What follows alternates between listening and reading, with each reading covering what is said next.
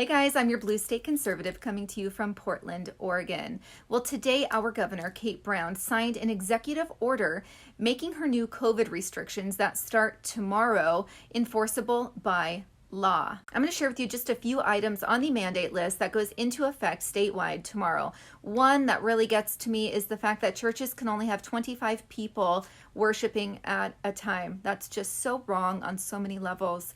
Grocery stores, 75% capacity, not a huge deal there. Restaurants, this is a big one. Restaurants are closed. You can only do to-go or delivery options if you have that available to you. That's just going to kill off any of those smaller mom and pop restaurants that were just already hanging by a thread, which is really sad. I personally don't like big box restaurants. I'm sure a lot of y'all do because maybe that's all you have around you, but I do not support big box restaurants. The other thing is gyms completely closed. Now, here's the thing. It's not just people, not just juice heads going to get buff.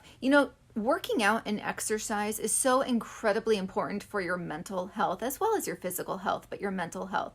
I know that my husband, as a police officer, working out is incredibly important to him, and I don't mess around with his workout schedule. He just does his thing, and he is so much happier when he's able to get his workouts in. So that F's with people's heads, people that are used to this daily exercise. Moving on.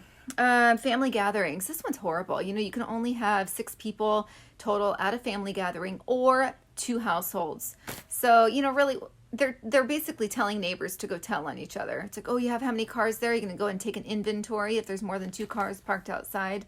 I mean, what does that sound like? Nazi Germany, you guys. So here's my question. There's so many more things on that list, but I want to dive into my next question is, are these law enforcement officers actually going to enforce this? And I hope to God not, because I've had a talk with my husband already. And for those of you who have seen Sound of Music, I said we will van trap our asses right up into the mountains before you arrest a Christian for worshiping, or before you are arresting somebody for wanting to go work out at a small gym that has decided to remain open, which I have a friend who actually has a small gym, and he has made the decision to go against the grain and remain open. Good for him. He did it the last round too, and his business is thriving. Wow. Imagine that, right? If you want to go somewhere, you need to be able to make up your mind and say, I am willing to take a little bit of risk to go live my life. That is your decision. That is not our governor's decision. That is your decision. And so for these law enforcement officers, I know one who's not going to be enforcing this nonsense. He's going to stick to the actual things that he should be doing, and that is 911 calls and keeping the community safe. But enforcing people not being able to go to church is not one of them. So for you law enforcement officers out there, you need to think about this.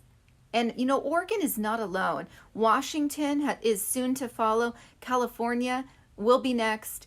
And it's happening in many liberal cities around the country. So for those of you police officers who are enforcing the law in these cities, really think about it. Really think about it, please.